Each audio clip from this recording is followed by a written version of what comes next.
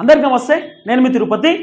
Party ఫిరాయించినటువంటి దాదాపు 10 మంది ఎమ్మెల్యేలలో ముగ్గురు ఇప్పుడు డేంజర్ జోన్లో ఉన్నారు. ఏం చేయాలో అర్థం కానటువంటి సిచ్యువేషన్లో కాంగ్రెస్ పార్టీకి సంబంధించినటువంటి మంత్రులు ఉన్నారు. ముఖ్యమంత్రి రేవంత్ రెడ్డి కూడా అయోమయంలో ఉన్నాడు. ఆఖరికి మొన్న కొత్త ఇన్ఛార్జ్ వచ్చినటువంటి మీనాక్షి నటరాజన్ కూడా ఏం చేయాలో అర్థం కానటువంటి సిచ్యువేషన్లో పడ్డరట. హైకమాండ్ కూడా తేల్చి చెప్పేసింది ముఖ్యమంత్రి రేవంత్ రెడ్డి గారికి, ఏదైతే చూసుకుందాం, మీ చేతిలో ఏమీ లేదు. ఒకవేళ సుప్రీంకోర్టు గనక ఈ ఎమ్మెల్యేల పైన అనర్హత వేటు వేస్తే మళ్ళీ ఎలక్షన్స్లో పోటీ చేయాల్సిందే, వేరే ఆప్షన్ ఏం కనబడతలేదు. లేకపోతే ఎమ్మెల్యేలకు చెప్పేయండి, కావాలంటే మళ్ళీ మీరు కాంగ్రెస్ పార్టీకి రాజీనామా చేసి బీఆర్ఎస్ పార్టీకి వెళ్ళిపోండి, లేకపోతే మీ ఎమ్మెల్యేల పదవులకు రాజీనామా చేసి మళ్ళీ మీరు ఉప ఎన్నికలలో పోటీ చేయండి, లేకపోతే కోర్టు తీర్పు వచ్చేదాకా వెయిట్ చేయండి. కోర్టు తీర్పు వచ్చిన తర్వాత అయినా కూడా మళ్ళీ కాంగ్రెస్లోకి వెళ్ళి మేము మీకు టికెట్లు ఇస్తాం, మళ్ళీ పోటీ చేసి గెలవండి అని చెప్పి కాంగ్రెస్ పార్టీకి సంబంధించినటువంటి ఆల్రెడీ ముఖ్యమంత్రి రేవంత్ రెడ్డి, మీనాక్షి నటరాజన్ మంత్రులు కూడా ఈ పార్టీ ఫిరాయించినటువంటి ఎమ్మెల్యేలకు తేల్చి చెప్పేసిర్రు, కుండలు బద్దలు కొట్టేసిన అనేది ఒక ప్రధానంగా వినబడుతున్నటువంటి వార్త. దాదాపు బీఆర్ఎస్ పార్టీ నుండి కాంగ్రెస్ పార్టీకి వచ్చినటువంటి ఎమ్మెల్యేలు 10 మంది. ఈ 10 మంది పేర్లు మనం చూసుకుంటే కడియం శ్రీహరి, తర్వాత తెల్లం వెంకట్రావు, దానం నాగేందరు, మిగిలినటువంటి 7 గూడెం మైపాల్ రెడ్డి, పోచారం శ్రీనివాస్ రెడ్డి, ప్రకాష్ గౌడు, తర్వాత సంజయ్ కుమారు, కాళే యాదయ్య, కృష్ణమోహన్ రెడ్డి, అరకెపుడి గాంధీ. దాదాపు ఈ 10 మంది ఎమ్మెల్యేలు. ఈ 10 మంది ఎమ్మెల్యేలలో 7 ఎమ్మెల్యేలు సేఫ్ జోన్లో కనబడుతున్నారు. అంటే సేఫ్ జోన్లో ఉండడానికి నానా రకాల ప్రయత్నాలు చేస్తున్నారు. సరే, వాళ్ళ డ్రామా, వాళ్ళ వ్యవహారం అంతా కూడా కొంత సేఫ్ జోన్లో ఉండడానికి కొంత అంశాలు కొన్ని కనబడుతున్నాయి. అవన్నీ కూడా నేను నెక్స్ట్ వీడియోలో మీకు ఎక్స్ప్లెయిన్ చేసేటటువంటి ప్రయత్నం చేస్తా. ఈ 7 ఎమ్మెల్యేలు ఎట్లా ప్లేటు ఫిరాయిస్తారు, ఈ ఎమ్మెల్యేలు సేఫ్ జోన్లో ఉండడానికి సుప్రీంకోర్టుని ఎట్లా మేనేజ్ చేసే ప్రయత్నం చేస్తారు. మేనేజ్ కూడా కాదు, సుప్రీంకోర్టునే వీళ్ళు ఇప్పుడు మ్యానిపులేట్ చేసే ప్రయత్నం చేస్తారు. 7 ఎమ్మెల్యేలు పార్టీ మారిన వాళ్ళు. అంటే సుప్రీంకోర్టునే మోసం చేయడానికి రెడీ అయ్యారు అన్నట్టు. వీళ్ళు వాళ్ళ కాన్స్టిట్యున్సీ ప్రజలను మోసం చేయడానికి రెడీ అయ్యారు, కోర్టుని సైతం మోసం చేయడానికి రెడీ అయ్యారు. వీళ్ళు ఎట్లా రెడీ అవుతారు, వీళ్ళ కథ ఏందనేది 7 ఎమ్మెల్యేల గురించి మనం నెక్స్ట్ వీడియోలో మాట్లాడుకుందాం. కానీ ఇప్పుడు 3 ఎమ్మెల్యేలు డేంజర్ జోన్లో కనబడుతున్నారు. ఈ 3 ఎమ్మెల్యేలు ఎవరెవరు అంటే, ఫస్ట్ కడియం శ్రీహరి. మీ అందరికీ తెలుసు, కడియం శ్రీహరి స్టేషన్ గన్పూర్కి సంబంధించినటువంటి ఎమ్మెల్యే. కడియం శ్రీహరి ఎందుకు డేంజర్ జోన్లో ఉన్నాడు? మరి కడియం శ్రీహరి తలుచుకుంటే ఈయన కూడా సేఫ్ జోన్లో ఉండొచ్చు కదా, కడియం శ్రీహరి కూడా ఆయన సుప్రీంకోర్టులో అఫిడవిట్ దాఖలు చేయొచ్చు కదా అనేటటువంటి ఒక చర్చ వచ్చినప్పుడు ఆ ఛాన్స్ కడియం శ్రీహరికి లేదు. ఎందుకు కడియం శ్రీహరికి ఆ ఛాన్స్ లేదంటే, ఈయన చేసినటువంటి కథ ఏంది? ఈయన గెలిచింది బీఆర్ఎస్ పార్టీలో, బీఆర్ఎస్ పార్టీ బీఫామ్ పైన గెలిచిండు, బీఆర్ఎస్ పార్టీ కారు గుర్తు పైన గెలిచిండు, కేసీఆర్ ఈయనకు టికెట్ ఇస్తే గెలిచింది మొత్తానికి పార్టీలో. కానీ ఈయన ఏం చేసిండు? కాంగ్రెస్ పార్టీలో జాయిన్ అయిన కడియం శ్రీహరి. కడియం శ్రీహరి కాంగ్రెస్ లో జాయిన్ కావడానికి ఒక బలమైనటువంటి కారణం ఏంటి అంటే, వాళ్ళ బిడ్డ కడియం కావ్య. కడియం కావ్య కూడా బీఆర్ఎస్ పార్టీ ఎంపీ టికెట్ ఇచ్చినారు. సో మీ బిడ్డకు పోటీ చెప్పి ఏం ఇబ్బంది లేదని చెప్పి కడియం కావ్యకు ఎంపీ టికెట్ ఇచ్చినా కూడా కడియం శ్రీహరి ఏం చేసిండు? బీఆర్ఎస్ పార్టీలకు వెళ్ళి పోటీ చేస్తే గెలిచే అవకాశం లేదు. ఇప్పుడు ప్రజలందరూ కూడా కాంగ్రెస్ పార్టీ అంటా ఉన్నారు. ఇప్పుడు వేవ్ కూడా మొత్తం కాంగ్రెస్ పార్టీ వైపే ఉంది కాబట్టి బీఆర్ఎస్ గెలిచే స్కోప్ లేదని చెప్పి బీఆర్ఎస్ కి టికెట్ మళ్ళీ వాపస్ పంపించేసిండు.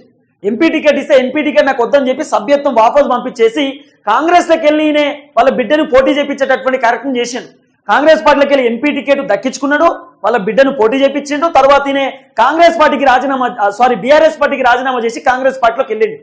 అంటే బిడ్డ కోసం పార్టీ మారిండు కడియం శ్రీహరి. చాలా క్లియర్గా అందరికి అర్థమైపోయినటువంటి అంశం. నేను పార్టీ మారలేదు, ఈ బీఆర్ఎస్ లోనే ఉన్నా, కాంగ్రెస్ కండువా కప్పుకోలేదు, నేను దేవుని కండువా కప్పుకున్నా, ఉత్తగానే రేవంత్ రెడ్డి గెలవనీకి పోయినా, ఇవన్నీ చెప్పనీకి కడియం శ్రీహరి స్కోప్ లేదు. ఎందుకంటే కడియం శ్రీహరి వాళ్ళ బిడ్డనే కాంగ్రెస్ పార్టీ ఎంపీ, ఆమె వరంగల్ ఎంపీ. కాబట్టి కడియం శ్రీహరికి తప్పించుకునేటటువంటి ఆప్షన్ కూడా కనబడతలేదు.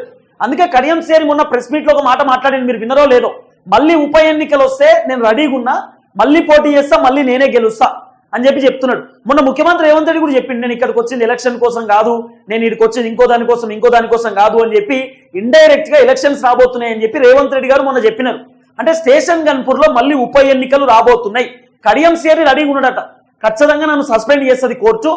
ఆల్రెడీ ఇప్పుడు 25వ తారీఖు ఈ పార్టీ ఫిరాయించినటువంటి ఎమ్మెల్యేలకు సంబంధించినటువంటి వ్యవహారం సుప్రీంకోర్టులో మళ్ళీ రాబోతున్నది. 22వ తారీఖు లోపు మీరు అఫిడవిట్లు దాఖలు చేయాలి, మీరు కోర్టుకు ఏదో ఒక ఆన్సర్ ఇవ్వండి అని చెప్పి నోటీసులు పంపించింది కోర్టు. పంపించినప్పుడు కోర్టుకు వీళ్ళు అఫిడవిట్లు దాఖలు చేస్తారు. ఆ అఫిడవిట్ లో వీళ్ళు చేస్తున్నటువంటి డ్రామా మామూలు డ్రామా కాదు, అది నేను నెక్స్ట్ వీడియోలో చెప్తా. కానీ కడియం శ్రీహరి కోర్టుకు అఫిడవిట్ దాఖలు చేయడానికి ఆయనకు స్కోప్ లేదు కదా. కడియం శ్రీహరి అడ్డంగా దొరికిపోయిండు. మొన్న జరిగినటువంటి కాంగ్రెస్ పార్టీ భారీ బహిరంగ సభలో రేవంత్ రెడ్డిని జాకివేటి లేపిండు, కాంగ్రెస్ ప్రభుత్వం గురించి మాట్లాడిండు, పొగడ్తల వర్షం కురిపించిండు. రేవంత్ రెడ్డికి పక్కన కూర్చున్నాడు, కాంగ్రెస్ పార్టీ కండువా కూడా కప్పుకున్నాడు, అఫీషియల్గా అందరికి తెలుసు. కడియం శ్రీ అఫీషియల్ గానే కాంగ్రెస్ పార్టీలో జాయిన్ అయిండు. వాళ్ళ బిడ్డ కూడా అఫీషియల్ గా కాంగ్రెస్ పార్టీలో జాయిన్ అయింది. భారీ బహిరంగ సభలో కూడా కడియం శ్రీ కనబడ్డాడు. తర్వాత వరంగల్లో జరిగినటువంటి భారీ బహిరంగ సభలో కూడా కడియం శ్రీ కనబడ్డాడు. కాబట్టి కడియం శ్రీ తప్పించుకునేటటువంటి ఛాన్స్ లేదు. కడియం శ్రీ రెడీగా ఉన్నాడు. నా పైన అనర్హత వేటు పడితే నేను డిస్క్వాలిఫై చేస్తే మళ్ళీ కాంగ్రెస్ పార్టీకి వెళ్ళి బీఫామ్ తీసుకొని పోటీ చేస్తా. ఇది కడియం శ్రీ అనుకుంటున్నటువంటి అంశమే. కడియం శ్రీ ఎందుకు ఇట్లా ప్రవర్తిస్తుంది తెలుసా? నా రాజకీయ భవిష్యత్తు పాడైనా పర్లేదు, నా బిడ్డ రాజకీయ భవిష్యత్తు మంచిగా ఉండాలి, నా బిడ్డ రాజకీయంగా ఎదగాలనేటటువంటి ఆలోచనతోటి కడియం శ్రీ మళ్ళీ నేను ఓడిపోయిన మంచిదే కానీ నా బిడ్డ ఎంపీ ఉండాలనేటటువంటి ఆలోచనతో ఆయన రాజకీయ భవిష్యత్తును కాస్త బిడ్డ కోసం త్యాగం చేయడానికి రెడీగా ఉన్నాడు అనేది కొంత సోషల్ మీడియాలో వినబడుతున్నటువంటి వార్త. సో ఎట్లా అట్లా కడియం శ్రీ డేంజర్ జోన్. కడియం శ్రీకి వేరే ఆప్షన్ లేదు, ఛాన్స్ లేదు.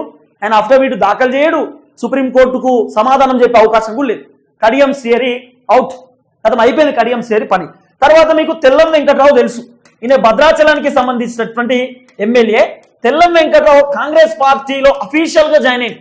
ఫస్ట్ ఆయన కాంగ్రెస్ లో జాయిన్ అయింది తెల్లం వెంకట్రావు అఫీషియల్ గా. తెల్లం వెంకట్రావు జాయిన్ అయిండు. తెల్లం వెంకట్రావు కాంగ్రెస్ పార్టీ భారీ బహిరంగ సభలో కూడా అటెండ్ అవుతున్నాడు. కాంగ్రెస్ పార్టీకి సంబంధించినటువంటి మీటింగ్స్ కూడా అటెండ్ అవుతున్నాడు, అఫీషియల్ మీటింగ్స్ కి.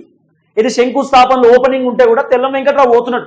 కాబట్టి Tellam Venkatrao original Congress party leader లెక్క మారిపోయింది. తెల్లం వెంకట్రావు కూడా వేరే ఆప్షన్ లేదు. ఆల్రెడీ ఫస్ట్ కడియం శ్రీ తెల్లం వెంకట్రావు దానం నాగేందర్ పైనే హైకోర్టులో వీళ్ళు పిటిషన్ దాఖలు చేసిరు. హైకోర్టులో వీళ్ళకి రిట్ పిటిషన్ దాఖలు చేసిరు.